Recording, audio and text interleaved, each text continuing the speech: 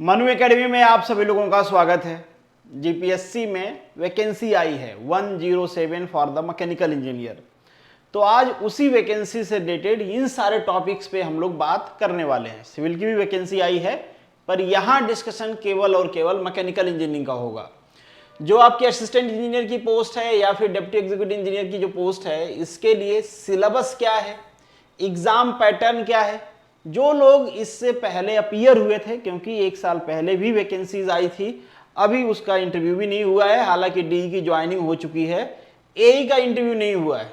तो जो लोग पहले से अपीयर हैं उनको तो इसके बारे में पता होगा, पर बहुत सारे लोग हैं जो अभी पास आउट हुए होंगे 1-2 महीना पहले, मतलब मई में हुए होंगे, जून जुलाई अगस्त में हुए होंगे, सितंबर में हुए होंगे, जब भी उनके यूनिवर्सिटी का एग्जाम मतलब यूनिवर्सिटी का रिजल्ट आया होगा। तो उन लोगों के लिए है ये कि हम थोड़ा सा सिलेबस डिस्कस कर लेंगे, एग्जाम पैटर्न डिस्कस कर लेंगे। एग्जाम पैटर्न बहुत जरूरी है, स्पेशली फॉर ए, क्योंकि यहाँ पे रिटेन कितना मैटर करता है और इंटरव्यू कितना मैटर करता है, ये मैं आपको समझाऊंगा।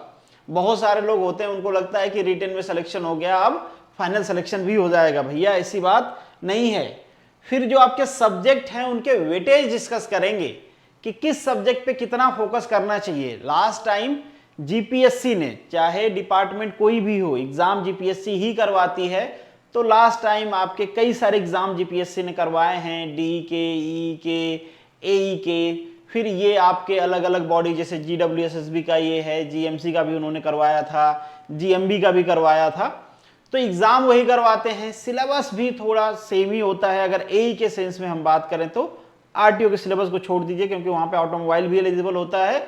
तो वहां के टेक्निकल में ऑटोमोबाइल का भी काफी ज्यादा वेटेज होता है, ऑटोमोबाइल के काफी सारे टॉपिक्स हैं वहां पे।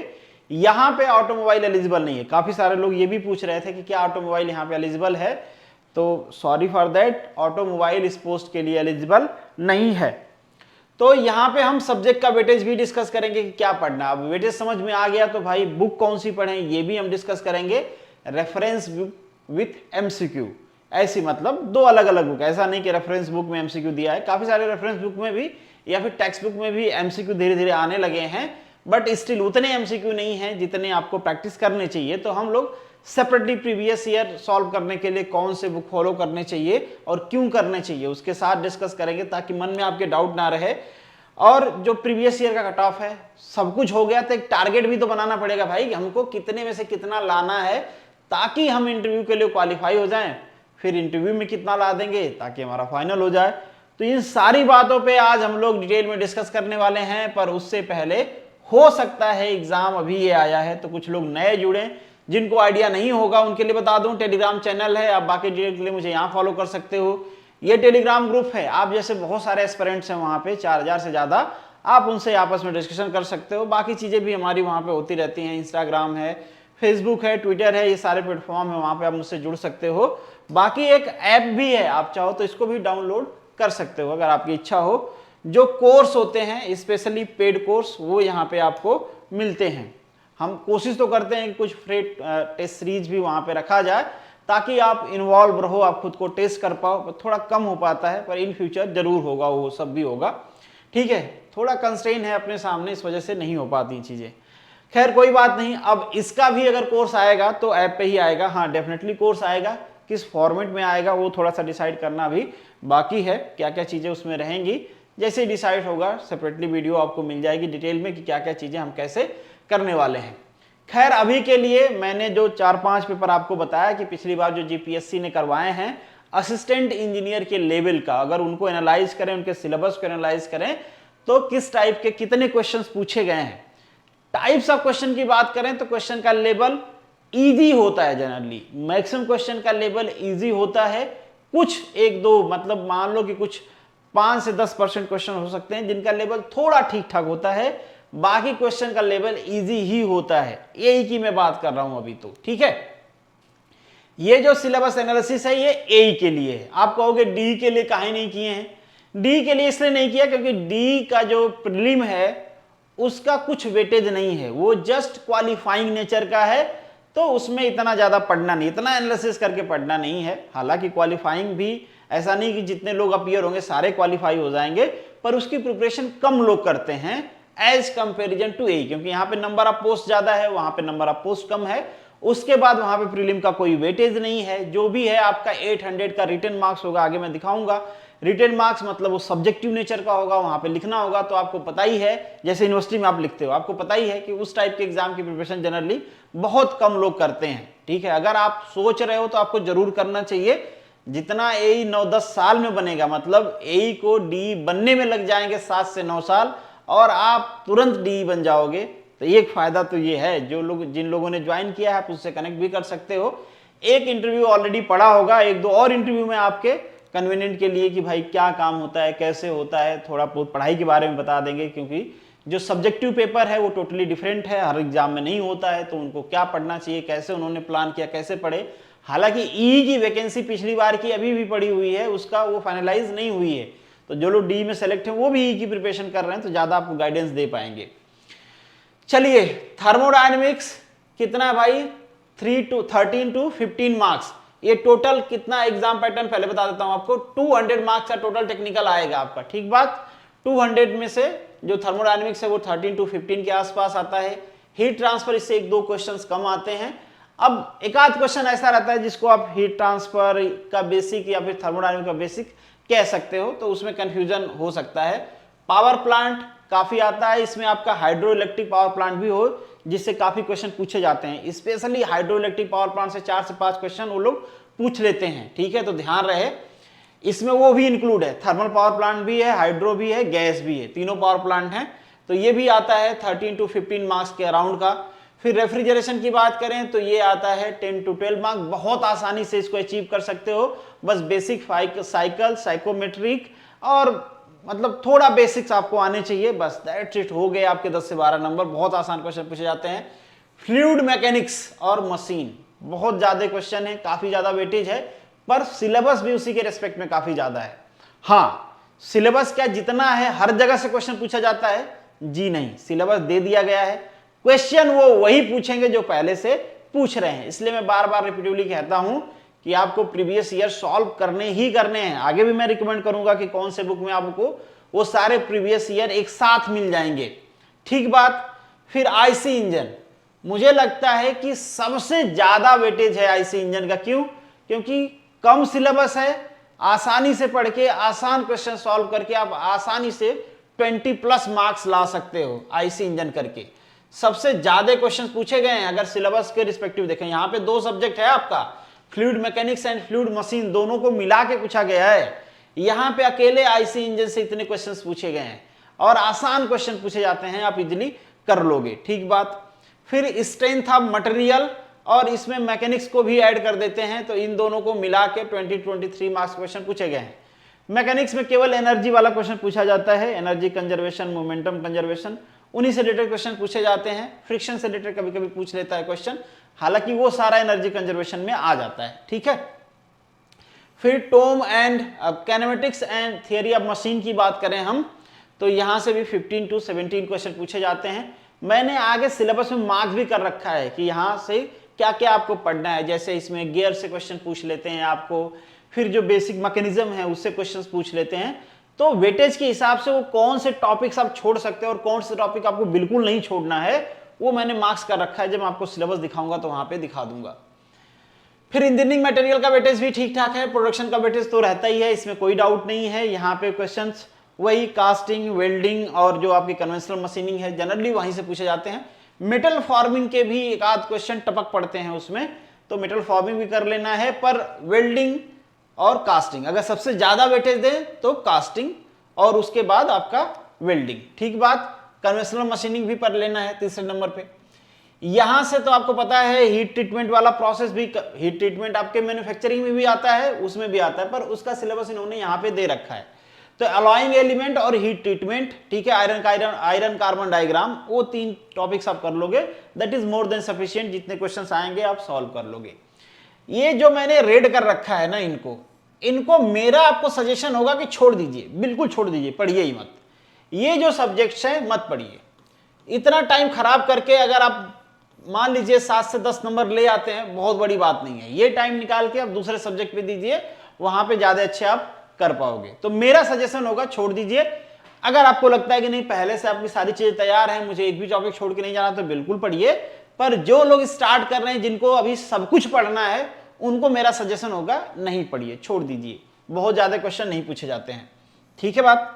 नेक्स्ट है आपका ऑपरेशन रिसर्च, पढ़ के जाना है, बिल्कुल क्वेश्चन आपका पूछा जाता है, तो 7 to 10 मार्क्स, 7 to 9 मार्क्स जो भी आप कह लो। फिर है बेसिक इलेक्ट्रॉनिक्स, ये एक टॉपिक है भाई जो जनरली हर जगह आपको नहीं मिलेगा, मतलब मैं ये कहना चाह रहा हूं कि बाकी जो मैकेनिकल इंजीनियरिंग के एग्जाम्स होते हैं वहां पे नहीं मिलेगा, तो ये भी पढ़ना है और काफी अच्छा वेटेज है इसके, 8 to 10 मार्क्स आते ही आते हैं, कोई चांस नहीं है कि ये नहीं आएगा, तो इसको भी आपको पढ़ लेना है। कहाँ से पढ़ना है वो मैं आगे बताता हूं, और इसको भी जो current trend and recent technology in mechanical engineering, आप चाहो तो इसको भी छोड़ सकते हो, वैसे कर लोगे, आपके कर लोगे मतलब पढ़ना नहीं पड़ेगा, थोड़ा चीजें आप देखते हो, न्यूज देखते हो, थोड़े अच्छे आर्टिकल्स पढ़ते हो, थोड़ा यूट्यूब देखते हो, तो कर लोगे, इसके 1-2 क्वेश्चन आते हैं, 1-2 क्वेश्चन आप कर लोगे, छूट भी जाएगा तो कोई बड़ी बात नहीं है। तो ये रेड वाले 4 टॉपिक हैं, आप इनको चाहो तो छोड़ सकते हो अगर आपके बाकी टॉपिक क्लियर नहीं है, मतलब उतना कॉन्फिडेंट नहीं है जितना होना चाहिए, तो आप पहले जो टॉपिक ज्यादा जरूरी हैं उनको पढ़िए, उसके बाद जो कम जरूरी हैं उनको पढ़िए। अब उसमें भी मैं आगे बता दूंगा कि आपको कौन से ज्यादा पढ़ने हैं, कहां से पढ़ें। तो ये सारे रेफरेंस बुक दे रखे हैं, पीके नाग, सेंजल PK Nag, CP Arora, SK Som Rajput, V Ganesan, SS Ratan, ये मटेरियल साइंस मैंने छोड़ दिया, कैलिस्टर की बुक आती है, अच्छा इंजीनियरिंग मटेरियल, अच्छा स्ट्रेंथ ऑफ मटेरियल है, इनके लिए भी राजपूत साहब को आप पढ़ सकते हो, आरके राजपूत साहब को अगर आप पढ़ना चाहते हो। और ये मैंने स्पेशली उनके लिए मेंशन किया है जो डी की प्रिपरेशन करने वाले हैं, क्योंकि उनको सब्जेक्टिव एग्जाम देना होगा, तो उनको तो बुक्स पढ़नी पड़ेंगे, रेफरेंस बुक, और वो जो क्वेश्चंस रेफरेंस बुक में दिए रहेंगे वो सॉल्व करना पड़ेगा उनको ईएस के जो प्रीवियस ईयर के क्वेश्चन है, ईएससी के बेसिकली, उसमें मेंस में क्वेश्चंस आते हैं, तो आप वो भी सॉल्व कर सकते हो, आपको आइडिया चलेगा किस टाइप के क्वेश्चन। और लास्ट टाइम इनका भी एग्जाम हुआ है तो डी का, तो वहां से भी आप वो सॉल्व कर सकते हो, डी का जीएमसी का भी हुआ है, उसका भी आप पेपर ले सकते हो, ठीक बात। और जीडब्ल्यूएसएसबी का तो हुआ ही है, तो वो मेंस का पेपर आप कलेक्ट करके देख पाओगे, मैं भी शेयर कर दूंगा, कोई टेंशन वाली बात नहीं।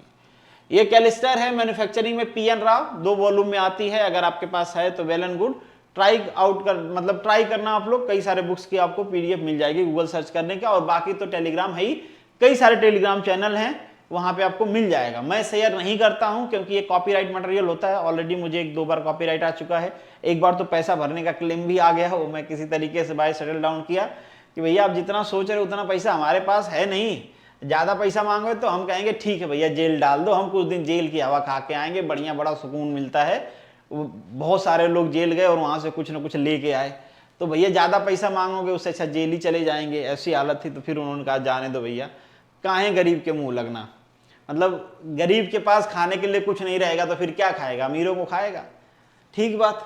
चलिए, इनके लिए भी मैंने बुक लिखा है, पर मैंने ऑलरेडी मना किया कि आप नहीं पढ़ना, ये भंडारी, पीवी भंडारी अच्छी बुक है अगर आप मशीन डिजाइन पढ़ना चाहते हो, पर अगेन एई के लिए आपको पढ़ने की जरूरत नहीं है, डी के लिए पढ़ना पड़ेगा। हीरा, ये डीएस हीरा की आती है, ये आप पढ़ लेना ऑपरेशन रिसर्च के लिए, ठीक बुक है। और ये जो मैं आपको बता रहा हूं बेसिक इलेक्ट्रॉनिक्स, ये पढ़ना है आपको 12th का फिजिक्स, सफिशिएंट है, 12th फिजिक्स पढ़िए, एनसीईआरटी की बुक पढ़ लीजिए, काम हो जाएगा। और वहीं के मेंशंस के प्रीवियस ईयर के आए हुए क्वेश्चंस कर लीजिए, आपका काम हो जाएगा। और इसके लिए जैसे मैंने बताया, आप ऑनलाइन वीडियोज जो देखते हो तो आपका काम हो जाएगा, काम चल जाएगा। आपके मन में एक सवाल आएगा कि क्या भाई सच में एई क्लियर करने के लिए इतनी सारी बुक पढ़ने की जरूरत है? तो जवाब है नहीं है। फिर आप सोचोगे तब क्या पढ़ें? तब ये पढ़िए, यहां पे मैंने मेंशन कर रखा है एक बुक का नाम, हर बार मैं रिकमेंड करता हूं, रिकमेंडेशन का एक रीजन भी है, क्योंकि इन्होंने जो सोल्यूशन दे रखा है ना वो ठीक दे रखा है। आपको अगर फंडामेंटल नहीं आता है फिर भी आप इससे प्रीवियस ईयर क्वेश्चन सॉल्व करते हो तो आपको पता चल जाएगा, क्योंकि नीचे फंडामेंटल या क्वेश्चन से रिलेटेड डिटेल या फिर उससे रिलेटेड और सारी डिटेल दिया गया रहता है। तो जो मैं कहता हूं ना, क्वेश्चन पढ़ो फिर उसका बैकग्राउंड पढ़ो, वो सारी चीजें आपको यहाँ पे मिल जाती हैं। YCT का मतलब होता है यूथ कंपटीशन टाइम, एक पब्लिशर्स हैं ये बुक पब्लिश करते हैं, 2 पार्ट में इनकी बुक आती है, प्रीवियस ईयर मैकेनिकल इंजीनियरिंग का सॉल्यूशन, वो आप परचेज कर लीजिए और उससे आप सॉल्व करना स्टार्ट कर दीजिए। टॉपिक वाइज उन्होंने शॉर्टलिस्ट कर रखा है, डिसाइड कर दीजिए कि हमको ये सब्जेक्ट स्टार्ट करना है, उस सब्जेक्ट का टॉपिक वाइज पढ़ते जाइए, क्वेश्चन प्रीवियस ईयर प्रैक्टिस करते जाइए, ठीक बात। एक तो ये बुक हो गई। दूसरी बुक यहाँ पे एक आती है युवा उपनिषद की, अभी नई बुक है, आप में से ही एक कैंडिडेट हैं, वो भी उन्होंने उस बुक में कंपाइल करने में योगदान दिया है, धार्मिक नाम है उनका। तो हमारी काफ़ी टाइम से बात हुई थी, मैंने डिस्काउंट की भी बात किया था यार कि मैं बुक रिकमेंड कर रहा हूँ, अगर आप पब्लिशर से बात करें कुछ डिस्काउंट दे देते हैं तो अच्छी बात है। उन्होंने कहा भी कि हाँ डिस्काउंट दे देंगे, पर वो कूपन वूपन बना रहे थे, फिर बाद में कहा कि सर कूपन नहीं बन पा रहा है। मैंने कहा कोई बात नहीं भाई, अब नहीं बन पा रहा है, आपकी बुक है, आपका डिस्काउंट हम क्या ही कह सकते हैं, बट ठीक है, ये बुक भी आप परचेज कर सकते हो। कुछ क्वेश्चंस के जो न्यूमेरिकल क्वेश्चंस हैं उनके सोल्यूशन आपको यहाँ पे मिल जाएंगे। पर एक अच्छी बात है कि जितने पेपर हुए हैं ना, वो सारे पेपर आपको कंपाइल फॉर्म में एक जगह मिल जाएगा। और मुझे लग रहा है कि अभी इसका प्राइस कुछ 350 के आसपास है, तो बहुत ज्यादा प्राइस नहीं है, इतना प्राइस तो आप खर्च कर ही सकते हो। प्रीवियस ईयर क्वेश्चन कलेक्शन मान लो भाई कि हमने प्रीवियस ईयर के सारे क्वेश्चन कलेक्ट कर लिए, टॉपिक वाइज यहाँ पे भी क्वेश्चन कलेक्शन है, तो टॉपिक वाइज आपको मिल जाएगा। तो यहाँ पे टॉपिक वाइज डिटेल में आपको सोल्यूशन मिलेगा, यहाँ पे डिटेल में सोल्यूशन नहीं मिलेगा, बट ठीक है क्वेश्चन तो आपको मिल ही जाएगा। तो आपको पता चलेगा कि किस टाइप के क्वेश्चन जीपीएससी में, जीटीपीएससी में पूछा जाता है, तो आप वैसे प्लान कर पाओगे कि क्या क्या चीजें मुझे छूट रही हैं। थियरी मैंने पढ़ लिया तो क्वेश्चन क्या मुझसे बन रहा है या नहीं बन रहा है, क्या जो थियरी मैंने पढ़ा है, क्या मैंने जितना जाना है वो ठीक है नहीं, एग्जाम में क्वेश्चन हो पाएगा या लटक जाऊंगा, वो सारी चीजें पता चल जाएंगी। तो आप ये बुक परचेज कर सकते हैं, ठीक बात। नॉन टेक्निकल के लिए भी युवा उपनिषद की बुक्स आती हैं, प्रीवियस ईयर के क्वेश्चन के कंपाइलेशन का मतलब कलेक्शन होता है इनके पास। तो ये भी बुक, उसके लिए मैंने जैसे पहले भी कहा कि 15 मार्क्स को तो आपको जनरल का जो है वो तो आप कर ही लोगे, ज्यादा प्रॉब्लम नहीं होता है। बाकी ये आप प्रीवियस ईयर सॉल्व कर लीजिए, काम हो जाएगा। करंट अफेयर की वीडियो अगर आप किसी को फॉलो करते हो यूट्यूब पे तो थोड़ा देखते रहिए, वहां से आपका काम चल जाएगा, ठीक बात।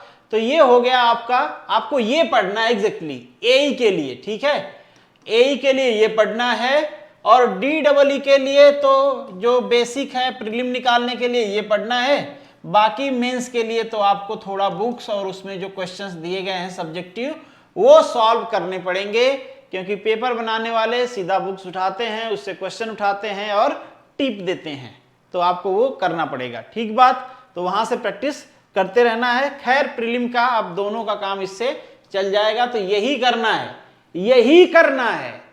फंडामेंटल में तभी जाना है जब आपको नहीं आता है वो फंडामेंटल, तभी उसके डिटेल में जाना है। जरूरी नहीं कि उसके लिए आप बुक परचेज करो, गूगल करो, बहुत सारे जगह अच्छी वेबसाइट, रिसर्च पेपर, जर्नल्स मिल जाएंगे जहां से आप पढ़ लोगे उसका फंडामेंटल, तो ज्यादा प्रॉब्लम नहीं होगी। अगर बुक है तो हार्ड कॉपी में देख लीजिए, कोई प्रॉब्लम वाली बात नहीं है। जिन राइटर्स का मैंने बुक इससे पहले लिख रखा था, अगर वो नहीं है आपके पास, कोई और राइटर है, कोई और टेक्स्ट बुक है, तो ज्यादा परेशान होने की जरूरत नहीं है, आप वो पढ़िए। फालतू में बुक खरीद के बुक का लाइब्रेरी बनाना, उससे कुछ नहीं होगा। बार बार कहता हूं, ज्ञान भाई लाइब्रेरी में बहुत है, पर लाइब्रेरियन ज्ञानी नहीं होता है। अगर बुक से ज्ञान मिलता तो वो सबसे बड़ा ज्ञानी होता। तो बुक में तो ज्ञान बहुत है, पर वो हमारे दिमाग में आने चाहिए, और दिमाग में तब आएगा जब आप उस बुक को पढ़ोगे। खरीद के रख के लाइब्रेरी बना के कुछ नहीं होने वाला। अब हमने पढ़ लिया कि भाई ठीक है पढ़ना क्या है, अब देख लेते हैं कि किसके लिए पढ़ना है। अब सिलेबस का थोड़ा डिस्कशन कर लेते हैं कि सिलेबस में क्या क्या है, कैसे है, वेटेज क्या है, सारी बातें। चलिए आगे चलते हैं। जो चीज हमको पढ़ना है वो है क्या, बेसिकली एग्जाम पैटर्न भी है। एग्जाम पैटर्न का आगे शायद था तो मैं दिखा देता हूं पहले। एग्जाम पैटर्न यहां पे भी आ जाएगा, एग्जाम पैटर्न आगे भी आ जाएगा। आपके सिलेबस के हिसाब से भी एग्जाम पैटर्न समझ में आ जाता है, आपको कोई प्रॉब्लम वाली बात नहीं है। एग्जाम पैटर्न ये रहा आपका, ये है आपका एई का एग्जाम पैटर्न। क्या है भाई, 300 मार्क्स का आपको पेपर आएगा, जिसमें 100 मार्क्स पार्ट ये आपका रहेगा non technical portion. Non technical portion रहता है आपका गुजराती लैंग्वेज में, इसका ध्यान देना है। टेक्निकल पोर्शन 200 मार्क्स ये रहता है इंग्लिश में। और जो नॉन टेक्निकल होता है ना, इसके लिए मैं एक बुक बता दूंगा प्रीवियस ईयर, वो आप करिएगा। पर यहां पे 15 मार्क्स का मैंने जितना पेपर देखे हैं सब में, पता नहीं इन्होंने इनडायरेक्टली फिक्स कर रखा है क्या, 15 marks most of the paper में 15 मार्क्स के जो जनरल आप कह सकते हो इंटेलिजेंस या रीजनिंग कह सकते हो, उसके क्वेश्चंस आते हैं और आसान होते हैं, बिल्कुल आसान होते हैं। तो इस 100 में ये 15 तो कोई भी कर सकता है, मतलब बहुत आसान से होते हैं। अब थोड़ा बहुत बेसिक नॉलेज, बेसिक लॉजिक लगा सकते हो तो हो जाएगा आपका, कोई प्रॉब्लम नहीं होगा। बाकी जो इसके क्वेश्चंस हैं वो प्रीवियस ईयर आपको सॉल्व करने हैं। Previous year solution. वो इसलिए क्योंकि ये जो सिलेबस है ना 100 मार्क्स का, ये अराउंड जितने भी क्लास 2 के पेपर होते हैं जीपीएससी के, अराउंड में बोल रहा हूं, अराउंड को हम 90% कह सकते हैं। एकदम कोर वो जो सिलेबस होता है, मान लीजिए किसी पर्टिकुलर एग्जाम के लिए, जैसे मेडिकल साइड के जो होते हैं उनको अगर छोड़ दिए जाए, तो बाकी सारे एग्जाम में जो क्लास 2 लेवल के होते हैं जीपीएससी यही वाला सिलेबस देती है। तो आपको ह्यूज अमाउंट ऑफ क्वेश्चंस मिल जाएंगे, वहां से थोड़ा क्वेश्चन, थोड़ा उनका बैकग्राउंड आप पढ़ लोगे तो आपका काम चल जाएगा, अच्छा खासा आप स्कोर कर लोगे। ठीक बात, इतना ज्यादा क्वेश्चन का कलेक्शन मिल जाएगा आपको। ये जो है आपका 200 मार्क्स, इसी का हमने आगे वेटेज भी डिस्कस किया और इसी के बारे में हमने बुक भी डिस्कस किया। अब आगे इसका सिलेबस भी मैं आपको दिखा दूंगा। टोटल ड्यूरेशन की बात करें तो ये होता है 3 आवर का। ठीक बात, अब यहां पे चूंकि कट ऑफ भी आ गया है तो बता ही देता हूं आपको। अब ये जो 300 का है ना, आप चाहते हो कि आप इंटरव्यू में अपीयर हो पाओ, तो जनरल को, हालांकि जो लास्ट टाइम आया अभी उसका रिजल्ट नहीं आया है, पर एक अनुमान है, मैंने भी कट ऑफ प्रेडिक्ट किया था और जब रिजल्ट आया तो वो उसके आसपास है। तो ये मान के चलो कि जनरल में आपको 175 प्लस स्कोर करने हैं। अगर आप श्योर शॉट चाहते हो कि इंटरव्यू में आपको कॉल आ जाए, इंटरव्यू अपीयर हो पाओ आप, तो 175 प्लस की कोशिश करिए। उससे कम हुए तो मतलब एकदम बाउंड्री है, अप डाउन हो सकता है कुछ भी। ठीक बात, ईडब्ल्यूएस और ओबीसी के लिए 170 प्लस का टारगेट रखना चाहिए। अब टारगेट तो जितना ज्यादा रख सकते हो वेल एंड गुड, बट मैं ये कह रहा हूं कि इतना तो होना ही चाहिए, इससे कम हुआ तो फिर बाहर हो सकते हैं आप। फिर एससी को 165 और एसटी को 155 प्लस, ये मिनिमम मार्क्स हैं। अगर इससे कम आते हैं तो आपको उम्मीद करने का हक नहीं है कि आपको इंटरव्यू के लिए बुलाया जाए। अब इनका इंटरव्यू कितने का होता है भाई? इंटरव्यू होता है ये 100 मार्क्स का, मगर यहीं पे होता है खेल। ये कहते हैं कि इंटरव्यू का होगा 50% वेटेज। कितना होगा? 50%। मतलब सिंपल मैथमेटिक्स की बात करें तो ये कहते हैं कि 300 का जो आपका रिटन एग्जाम हुआ है उसमें 6 से डिवाइड करो, प्लस जो 100 का आपका इंटरव्यू हुआ है उसमें 2 से डिवाइड करो, ये बन जाएगा 100 मार्क्स। और इसी 100 मार्क्स में से आपका इंटरव्यू को मतलब फाइनल रिजल्ट दिया जाएगा। तो अब सोच के देखो, एक एग्जांपल देके आपको समझाता हूं, शायद ऐसे आपको फील नहीं आ रहा होगा। अब मान लेते हैं कोई बहुत होनहार बच्चा है और उसको 300 में मतलब सब कुछ पढ़ लिया, 300 में 240 आ गया। किसी का आता नहीं है, मैं बता रहा हूं बस कि 240 आ गया। और यहां पे इसको जो वेटेज में कन्वर्ट करेंगे तो 240 ये कितना हो जाएगा? ये हो जाएगा आपका 40 मार्क्स। ठीक बात। अच्छा, इसका इंटरव्यू खराब चला गया, पढ़ने में बहुत होनहार है पर इंटरव्यू की प्रिपरेशन ठीक से नहीं किया, 2-4 क्वेश्चन शुरू में ही पूछे गए, हवा हो गया, फिर इसके बाद उसको कुछ समझ में नहीं आया कि अब क्या बताऊं, तो इंटरव्यू इसको ठीक नहीं गया। 100 में से मिले इसको 40 नंबर, यहां पे 2 का डिवाइड कर दो, यहां पे हो गया 20 मार्क्स। तो टोटल इसको कितना मिला भाई? 60 मार्क्स। वहीं पे एक दूसरा बच्चा लेते हैं जिसका रिटर्न में उतना अच्छा तो नहीं आया, उसका मान लीजिए कि मैं कह रहा हूं 170 प्लस, तो 180 आ गया मान लीजिए। 180 में 6 का डिवाइड करते हैं, कितना हुआ भाई? 30 मार्क्स हुआ। पर इसने मन लगा के इंटरव्यू की तैयारी किया, एकदम मन लगा के, पूरा जी जान लगा के इंटरव्यू की तैयारी किया और इंटरव्यू में मिल गए इसको 70 मार्क्स। सपोज कर लीजिए, हाँ मिल जाता है 70 मार्क्स, ऐसा कोई वो नहीं है भाई, मिलता है 70 मार्क्स मिलता है। ठीक बात, मैंने कुछ ऐसा नहीं लिया कि एकदम से एक्स्ट्रा ऑर्डिनरी चाहिए उसके लिए, नहीं। 75 डिवाइडेड बाई 2 कितना हो जाएगा? 35। कितना हो गया इसका टोटल वेटेज? 65। इसको मिला 65, इन भाई साहब को मिला 60। क्यों भाई? क्योंकि इनका इंटरव्यू खराब चला गया, बता नहीं पाए, पढ़ के नहीं गए थे, फंडामेंटल में उलझ गए। तो इसलिए मैं कह रहा हूं कि भाई ये वेटेज, अब इनका सिलेक्शन नहीं होगा। हालांकि अब ये तो मैं एक रेफरेंस बता रहा हूं कि मान लो 2 ही लोगों को लेना है तो किसका सिलेक्शन होगा? इसका सिलेक्शन होगा 65 वाले का, उनका नहीं होगा, नहीं होगा। ठीक बात। भाई कितना का डिफरेंस था दोनों लोगों के रिटर्न में? एक भाई साहब के थे 240, बहुत ऊपर थे, 60 नंबर आगे थे। मतलब अगर बराबर का वेटेज होता तो ये दूर दूर तक नहीं फटकते, पर ये जो 50% वाला है ना, ये वेटेज पूरा झोल कर देता है। मतलब इंटरव्यू का वेटेज ये बहुत ड्रास्टिकली चेंज कर देता है। बट ऐसा डी में नहीं है, केवल एई में है। डी में तो भैया 900 में बनता है इनका टोटल, जिसमें कि 800 मार्क्स का तो आपका वही होता है, क्या बोलते हैं, मेंस एग्जाम होता है, 100 मार्क्स का इंटरव्यू होता है, उसमें आप 50% ले आओ, आपका सिलेक्शन हो जाएगा। मतलब कट ऑफ मैं आगे दिखा दूंगा, 450 के आसपास कट ऑफ है फाइनल सिलेक्शन का। ठीक बात। और प्रीलिम का तो उसका कुछ वेटेज है नहीं सिलेक्शन में, वो तो बस क्वालिफाइंग इन नेचर है, मेंस में क्वालिफाई होने के लिए आपको वो चाहिए। तो ये पूरी डिटेल रह गई आपकी। आगे हम ये एग्जाम पैटर्न है, ये किसका एग्जाम पैटर्न है भाई, ये है आपका डी का। अगर हम बात कर लें, अब उसकी बात कर ले तो डी का भी लगे हाथ खत्म कर देते हैं। तो ये डी का है, देख रहे होगे आप, आपका ये 100 मार्क्स, ये 100 मार्क्स, ठीक बात। मैकेनिक मतलब ये सेम वैसे ही रखा है ना जैसे ईएससी वाले रखते हैं। कौन रखता है, ईएससी वाले, ठीक बात। तो ये हो गया आपके टोटल 500, ये क्वालिफाइंग इन नेचर है। और अगर आप क्वालिफाई कर लेते हो तो आपको फिर ये वाला एग्जाम देना पड़ेगा। ये एग्जाम दीजिए, Gujarati mains, English mains, mechanical 1 2 3, ये टोटल हो जाएंगे 800, 100 मार्क्स का ये टोटल 900। इसी 900 में फाइनल सिलेक्शन होगा और फाइनल सिलेक्शन का लास्ट टाइम का जो कट ऑफ है ये आप देख पा रहे होगे। ये है बेसिकली आपका फाइनल सिलेक्शन, ये आप देख पाओगे, जिसमें जो विवेक हैं इनका तो ऑलरेडी इंटरव्यू पड़ा हुआ है चैनल पे, आप चाहो तो देख भी सकते हो। इन्होंने आपका एमबीआई भी टॉप किया था और डीडब्ल्यूई भी टॉप किया था। होप सो, पता नहीं ई में भी इनका सिलेक्शन हो जाएगा तो फिर से एक बार इंटरव्यू आ जाएगा। बीच में मैं एक इंटरव्यू चाहूँ, कोशिश करूंगा, कोशिश क्या मतलब आएगा ही, कंडक्ट हो जाएगा, ताकि आपको मेंस की प्रिपरेशन कैसे करनी उसकी आइडिया लगे। हालांकि मेंस की प्रिपरेशन बाद में पहले प्रीलिम करना होगा, पर प्रीलिम और मेंस में बहुत ज्यादा टाइम नहीं रहता, मतलब इतना टाइम नहीं रहता है कि आप आराम से एकदम मेंस बिल्कुल भी नहीं छुए हो और आराम से उस गैप में पढ़ लोगे। तो मेंस का भी थोड़े साथ में करते हुए चलना है।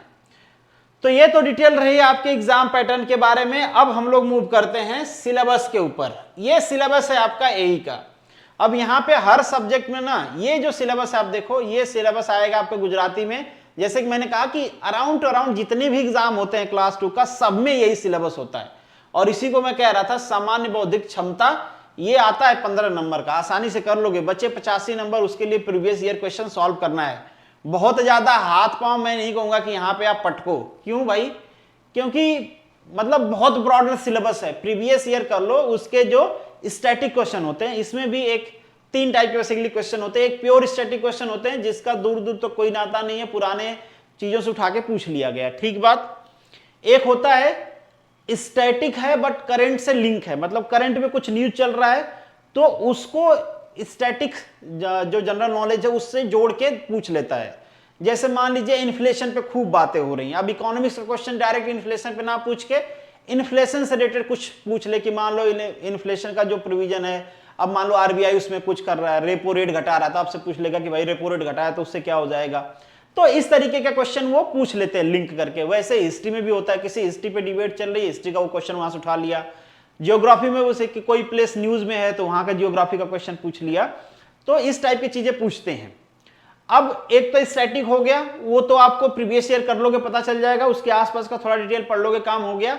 करंट अफेयर में जो चीजें चल रही हैं, जिसपे डिबेट हो रहे हैं, उससे रिलेटेड जो स्टैटिक के क्वेश्चन है वो जरूर पढ़ लिया करें आप। और करंट अफेयर से तो क्वेश्चन पूछा ही जाता है, तो हो गया काम। इतना हो जाएगा, आराम से 50% तक आप पहुंच जाओगे। और उससे थोड़ा मतलब उसको अच्छे से पढ़ लिए चीजों को तो 50% से ज्यादा भी ले आओगे आप, टेंशन वाली बात नहीं है। और ये सारी चीजें मैं इसलिए कर रहा हूं क्योंकि यार बहुत ज्यादा क्वेश्चन मिल जाएंगे आपको previous year, near about her topic her point cover. अब हालत इनकी ऐसी हो गई है क्वेश्चन बनाने की कि आप देखोगे कि ऐसे तुच्छे तुच्छे क्वेश्चन पूछे गए कि भाई ये भी पूछा जाता है क्या, ऐसी हालत हो गई, ऐसे क्वेश्चन पूछ लिए जाते हैं। क्यों भाई, क्योंकि इंपॉर्टेंट क्या ही पूछे, वो पूछ लिए हैं, सब लोगों ने रट रखा है, पूरे के पूरे मार्क्स ले आएंगे, तो थोड़ा तो वेरिएशन करने के लिए पूछना पड़ता है उनको। अब यहाँ पे वही चीजें इंग्लिश में लिखा गया है, तो यहाँ पे मैंने थोड़ा हाईलाइट भी कर रखा है कि इन चीजों पे थोड़ा ध्यान दे। ये जनरली न्यूज में होते ही होते हैं, तो इनसे क्वेश्चन पूछा ही पूछा जाता है, ठीक बात। थोड़ा ज्यादा जूम हो गया, थोड़ा जूम इन कर लेते हैं। चलिए सेकेंड पार्ट है, यहां पे भी मैंने हाईलाइट कर रखा है कि इन टॉपिक्स को तो आपको पहले पढ़ना है और अच्छा से पढ़ना है, क्योंकि हर सब्जेक्ट का सिलेबस बहुत वाइड है। तो जरूरी नहीं कि आप पूरा सिलेबस पढ़ो, पूरा सिलेबस पढ़ो उससे अच्छी बात कुछ नहीं है। आपके पास टाइम है, आपने पहले से पढ़ा हुआ है, कवर कर सकते हो, एबिलिटी है इतना, तो पूरा पढ़ो भाई। पूरा हो जाए तो उससे ज्यादा पढ़ो और ज्यादा पढ़ो, ठीक बात। पर जिसके पास टाइम कम है, थोड़ी सी चीजों को ढंग से ऑर्गेनाइज करना चाहता है, कम पढ़ना चाहता है, कम टाइम है, तो क्या पढ़े, उनके लिए मैं बता रहा हूं।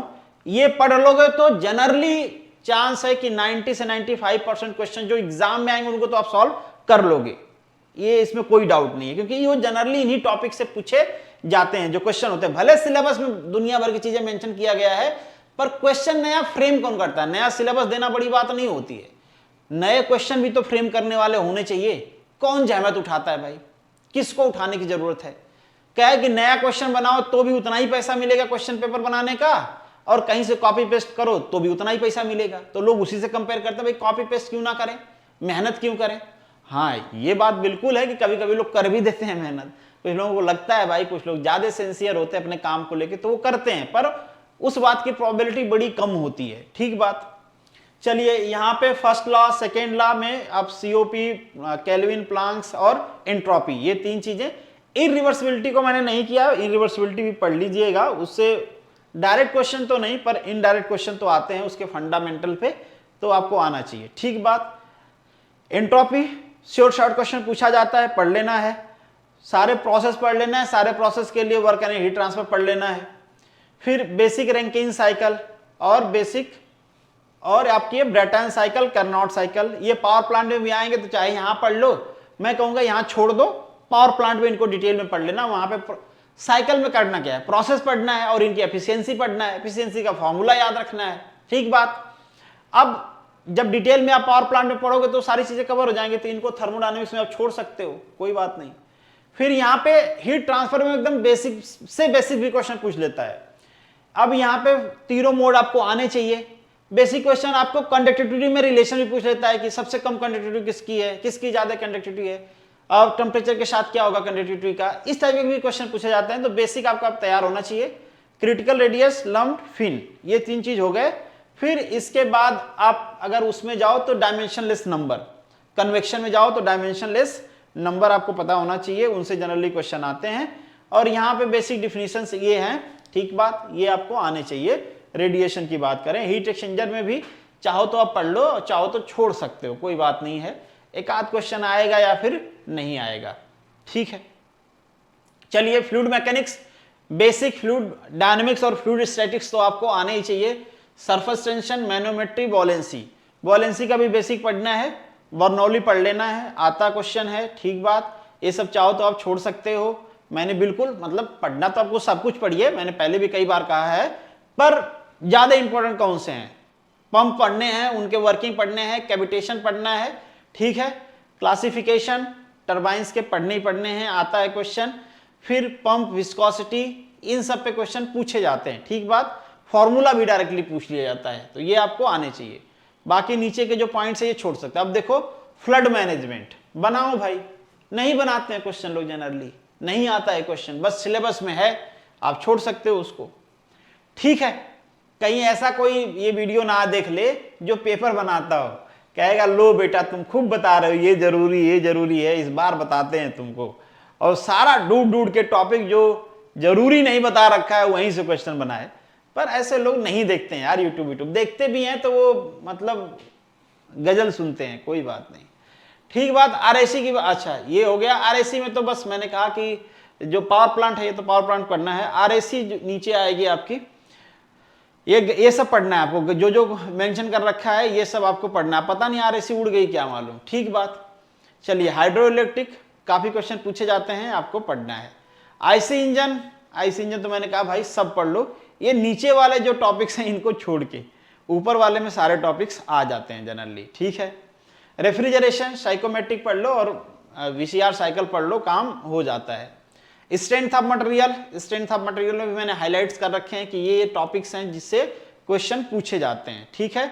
और शाफ्ट से तो क्वेश्चन रहता ही रहता है, torsion of the shaft, stress strain principal और बीम, इनसे क्वेश्चंस रहते ही रहते हैं। ठीक है। मतलब रहेगा ही रहेगा, शॉर्ट शॉर्ट करना ही है आपको, कोई चांस नहीं है, छोड़ना नहीं है।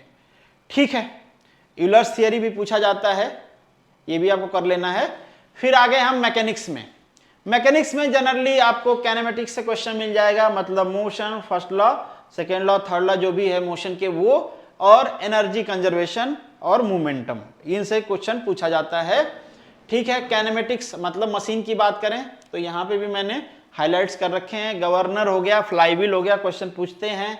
फिर बेसिक कैनेमेटिक कंसेप्ट, वो जो लिंक और आपके मैकेनिज्म है वो, फिर गियर और गियर ट्रेन, गियर प्रोफाइल से भी क्वेश्चन पूछे जाते हैं, आपको पढ़ने हैं, गियर प्रोफाइल और गियर ट्रेन के बारे में भी पढ़ने हैं। गियर 10 आप चाहो तो छोड़ सकते हो, बट गियर प्रोफाइल तो पढ़ना ही पढ़ना है, ठीक बात। फिर ये आपका आ गया मटेरियल साइंस। मटेरियल साइंस में तो भाई आपको ये जो डायग्राम होता है, फेज डायग्राम, ये पढ़ना ही पढ़ना है, हीट ट्रीटमेंट पढ़ना ही पढ़ना है, उसका फर्क क्या पड़ता है, मैकेनिकल प्रॉपर्टी कैसे चेंज होती है उसके साथ, वो पढ़ना है। इतना पढ़ लोगे हो जाता है, आपका काम हो जाएगा। मतलब जितना क्वेश्चन अब बनने चाहिए आपसे वो बन जाएंगे, मतलब सिलेक्शन के लिए, ठीक है। मैन्युफैक्चरिंग में आपको कास्टिंग, मैंने कहा बहुत इंपॉर्टेंट है। आप कास्टिंग में वो सारा आ गया, पैटर्न आ गया आपका कास्टिंग में, कास्टिंग डिजाइन आ गई, राइजर आ गया, सॉलिडिफिकेशन टाइम आ गया, ये सारे पॉइंट्स उसमें आ गए, ठीक है। फॉर्जिंग ऑर्जिंग से क्वेश्चन बड़े कम रहते हैं, एक आध क्वेश्चन कहीं से आ गया, अब चाहे वो फॉर्जिंग का कोई भी पोर्शन हो। जनरली जो क्वेश्चन पूछते हैं वो एक्सट्रूजन से पूछ लेते हैं और आपके ड्राइंग से पूछ लेते हैं, शेयरिंग से भी कभी कभी क्वेश्चन आता है। तो शेयरिंग, डीप ड्राइंग, एक्सट्रूजन, ये तीन पॉइंट्स आप पढ़ लेना। वैसे आने को तो रोलिंग से भी आ सकता है, बट ठीक है अगर हम इसके हिसाब से, प्रायोरिटी के हिसाब से डिसाइड करें तो। फिर वेल्डिंग आपको पढ़ना है, जो यहाँ पे हाईलाइट्स दिया गया है। हीट ट्रीटमेंट प्रोसेस पढ़ना ही आपको, एलॉइंग एलिमेंट पढ़ना ही है आपको, ठीक बात। और बहुत बड़ा नहीं है ये हीट ट्रीटमेंट या एलॉइंग एलिमेंट, बहुत बड़े टॉपिक नहीं है। फिर नॉन कन्वेंशनल मशीनिंग सबके बारे में पढ़ लीजिएगा, मेरा एडवाइस होगा सबके बारे में पढ़ लीजिए। मेन टॉपिक कि बेसिकली उसके कंपोनेंट क्या है, कैसे काम करता है, मटेरियल रिमूवल रेट क्या है उसका, और ठीक है उसका एप्लीकेशन कहाँ पे है। ये 3 4 5 पॉइंट्स आपको शॉर्ट में लिख लेने हैं नोट्स में। फिर ये तो मैंने कहा था चाहो तो छोड़ देना, फिट एंड टॉलरेंस पढ़ लेना, बस एक टॉपिक पढ़ लेना फिट एंड टॉलरेंस, बाकी सारी चीजें छोड़ देना, ठीक है। इसमें से भी बस एक टॉपिक पढ़ लेना कैड कैम का, बाकी सारी चीजें छोड़ देना। एनसीसीएनसी की टर्मिनोलॉजी, ठीक बात, और पार्ट प्रोग्रामिंग ये पढ़ लेना, कोड याद कर लेना 2 4 5 10, और बाकी सब आप छोड़ सकते हो।